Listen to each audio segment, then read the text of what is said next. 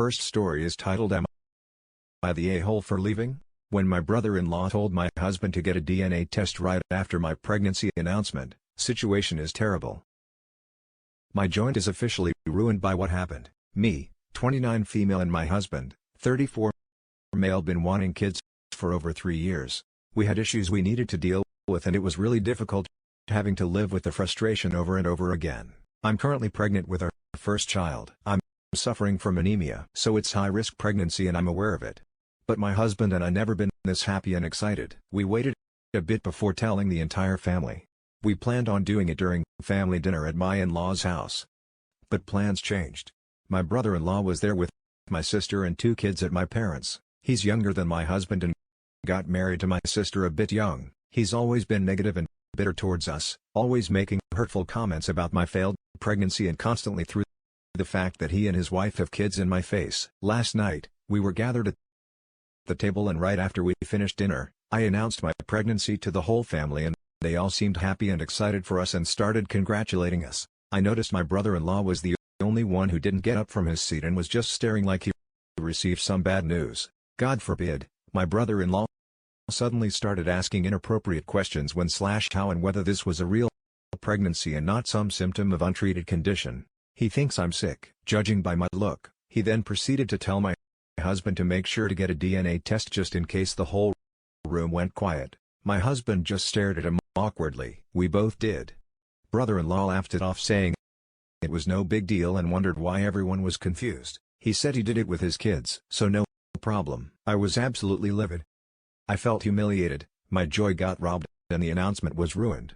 My sister started apologizing, saying he is just being a jerk and didn't mean it, but I immediately left with my husband after being publicly humiliated and questioned.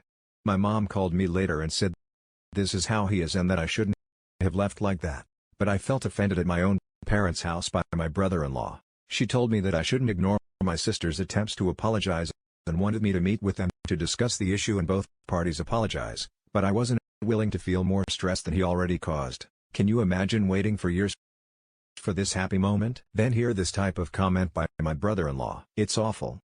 He said it like it's the most casual thing in the world and probably is making conditions to apologize for what he said. Both my husband and I are equally shocked and hurt by his comment. Now for the top comments. Jesus. Not the a-hole at all. Your brother-in-law sounds horrendous and your poor sister. If he's insisted on DNA testing their kids too, do not apologize for this. He was exceptionally rude and cruel and you were more polite than I would have been. I mean, it almost could be spun as though he's blaming conception issues on his own husband as well as suggesting unfaithfulness, like a double whammy of stupidity and cruelness. There, not the a-hole. My mom called me later and said this is how he is and that I shouldn't have left like that.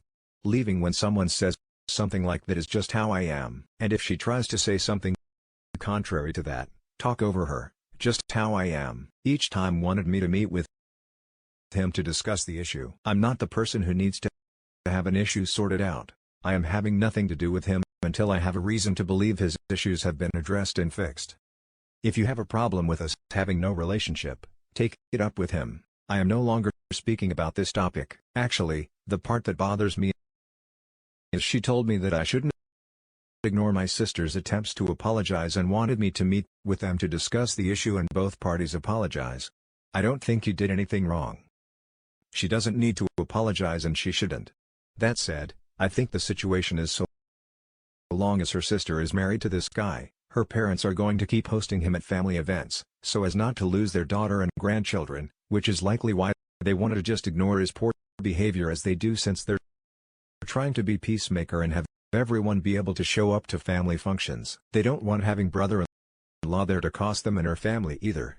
But they also know brother-in-law is the a-hole and they can't really stop him from being the a-hole he is. That's why they need to be okay with it, since brother-in-law is unreasonable and they know that if him being a gentleman is a condition of being over, they'll lose Opie's family, but they don't want to lose sister's family either. Her parents absolutely could have handled it better, but assuming Opie loves her sister, despite her marrying an a-hole and still wants to be at events with sister and parents, she needs to think about how she is going to handle things. Is she willing to just be rude to him back and deal with him being there? No? Then what happens? I don't have a real answer for her. Here, it sucks. Sister marry this a-hole and stays married to him, but I'm not sure isolating sister would help. He may not be that great to her either. I don't know, not the a-hole. My sister started apologizing, saying he is just being a jerk and didn't mean what to say, that you're unfaithful. My mom called me later and said this is how he is and that I shouldn't have left like that just because that's how he is. Doesn't actually mean you have to put up with it, and it infuriates me whenever someone uses that excuse. He's like that because people just tolerate his BS. You don't have to. Especially when he just accused you of cheating on your husband in front of your entire family. You're right. I don't understand. How is that somehow my fault? Yes. My family seemed to be accepting of this behavior and enabling it. Then blame me for how I react. My mom loves my sister and can't stand to see her upset, so that explains why the family is accepting of this. Now for the next story. Am I the a-hole for telling my son too bad about having to do a 30-day jail sentence? I have 4 sons, 2 with my ex. I've been divorced from her since my oldest Cody was 10. We co-parented well, until he turned 14 and was starting high school. He and his mother wanted him to go to a local school, Venice High, whereas I wanted him to go to private school. The odd thing is that my ex and I live in a very nice area, but the families often send their kids to private schools for high schools because they can afford it. Therefore, the local high school has a lot of empty seats and brings in kids who couldn't behave in their own schools. The local school is basically ghetto. There wasn't much I could do since my son was 14 and my ex was assuring me he wouldn't fall into the wrong crowd and I was simply stereotyping. My son thought Venice would be easier and he could walk home from school. Lo and behold.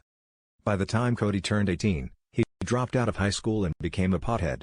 His days were filled with hanging out with other potheads. He met at school and skating and trying to be cool. His mom said he was finding himself, had plans to learn a trade, get a GED, etc. This led to him and I becoming estranged, things that his mom started to get crazy. So my other son decided to live at my place full time. My son told me that Cody and his mom were messing with Crystal. It made sense in a lot of ways. There's not much you can do with a tweaker who doesn't want to get help.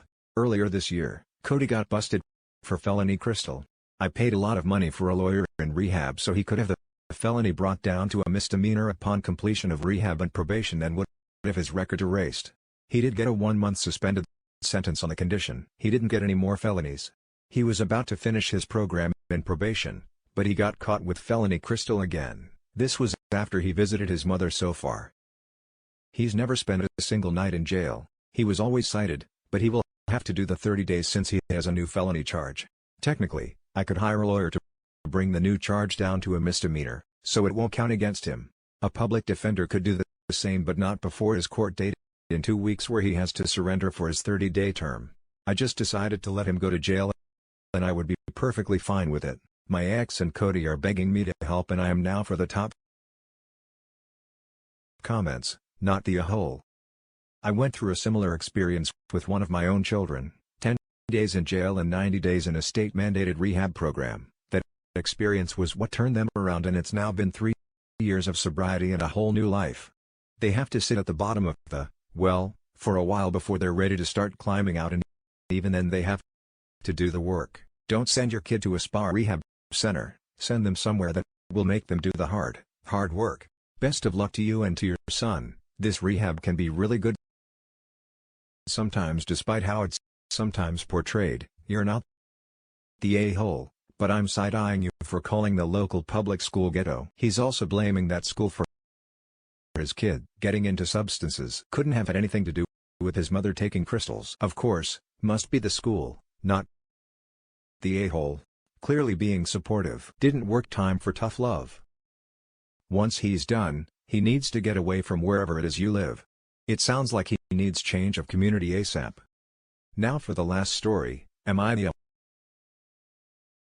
a-hole for not allowing my wife to send our son away for what he said to her? 2 weeks ago, my wife's parents passed away in a car accident. Her father was 65, her mother was 63. My wife has been completely devastated since she is an only child and was extremely close to her parents. They were wonderful people, and I also agreed their loss. The issue of this post stems from our son. Our son is 15 and has been pretty unempathetic to his mother. He is fairly introverted and started pulling away from his grandparents and us at 13 and now spends most of his time playing video games. He didn't react much to the news of their death. I have tried talking to him about it a few times but he has told me that he didn't feel that close to them. I still have to go to work while my wife is on bereavement leave. Our son is doing 100% online learning and is also at home all day since the accident. My wife and son have had several bad interactions. Examples: wife was crying in the bedroom and son barges in and asks when dinner is. Wife asks him to make himself something. He rolls his eyes and walks away. Wife set up online Zoom funeral with her aunt and cousins, her only remaining family, and asks son to attend. He gets on the call from his room, but was on his phone the entire time and didn't wear a shirt. Wife asks if son would like anything from his grandparents' house as a memory. He loudly replies, "Nope," and walks away. The big incident came 2 days ago. I was at work when my wife called me sobbing. What happened is that she was in the living room playing some old videos with her parents. When son comes in, he asks to use the TV to play a video game and she says to give her an hour. She then asks him to join her. His reply was, "Mom, I honestly don't give a crap. They were old and going to die anyways. Can you just get over it already?" She sent him to his room and called me. I talked to him about it when I got home and made him apologize, but it clearly wasn't sincere. It upset my wife even more and she asked to speak with me that night. She told me that she is having a hard time grieving with him, constantly sharing the same space, and him being rude and dismissive of her. She proposed that he spend 2 weeks with my sister since they have a similarly aged son he is good friends with. She wants the 2 weeks to go through everything from their house, deal with illegal stuff and really process her grief. I do understand where she is coming from, but I shut her down. I told her that it is unfair to send him away and that if she needs some time apart from him, she needs to be the one who goes. She argued that she needed my support through this, and if she goes, she has no one. I told her I loved her, but our son comes first. She slept in the guest bedroom that night and hasn't spoken to me since. I feel horrible. And I'm second-guessing my decision. Was I the a-hole here? Now for the top comments. You're the a-hole. Your wife lost both her parents at the same time, and is suggesting the person disrespecting her grieving process go have a sleepover with her cousin. He is not exactly being punished here. She needs time to mourn and your son is not only ignoring her needs. He is being very cavalier about the death, making it harder for your wife at 15. Surely he must understand that it's hard to lose a family member. What has happened in his upbringing that this part didn't go through? You say your son comes first. What I don't get is how is this a competition? You feeling our son gets to go spend time with a cousin, or your wife gets to hear all about how her son doesn't give a crap about her parents or her. It's like comparing hitting your funny bone and having cardiac care. Sure, you can check out the damn elbow, but maybe the cardiac patient needs more help here. And by the war, I don't assume your son is okay. He is probably feeling very confused and has no clue how to handle it. You should probably get him some help. But from your title I assumed your wife was insulted by his attitude and wanted him out permanently. This is nothing. Let the woman grieve. Seriously, I understand prioritizing a child in difficult situations, but this is a case of a minor inconvenience for the son who can still do his online school anywhere and gets a fun bonus of hanging out with his cousin versus your horribly devastated wife's situation, being made significantly more difficult with having to be out of her home while trying to grieve and handle an estate. Hope he is a huge a-hole here. If he can't see that, send the kid to his cousins for 2 weeks and put him in freaking therapy when he gets back. Even the most angsty of teens understand not to be a douche to someone who is grieving. You're the a-hole. Your son is being intentionally hurtful and disrespectful. This means your wife is not the problem. On top of that, she is the one experiencing the grief. Did her parents reject your son in any way? He isn't being just disrespectful but obviously hostile or mental. This 15-year-old kid is showing absolutely no empathy at all. It's kind of chilling and definitely off-putting. You're the a-hole. First of all, your wife needs space from the kid. Second of all, why the hell is the kid not already in intensive therapy? He told his mom to get over their death because they were already old, and you see no major issue with that. Your son needs medication and therapy immediately. Edit. I apologized to my wife and called my sister. My son is going there for the 2 weeks, leaving tomorrow. I'd appreciate if you all stop calling him such horrible names. Based on this one post, I recognize that this behavior clearly isn't as normal as I thought it was. I was really similar as a kid and just ended up getting over myself as an adult. I'm looking into some child physiologists for my son and some couples therapy for my wife, and she hasn't forgiven me yet, but no, she isn't divorcing me. Thank you for your comments, and that's it for this video, guys. If you have thoughts to share, leave a comment below. Don't forget to hit like and subscribe. If you like this content, I'll catch you in the next one. Good day, everyone.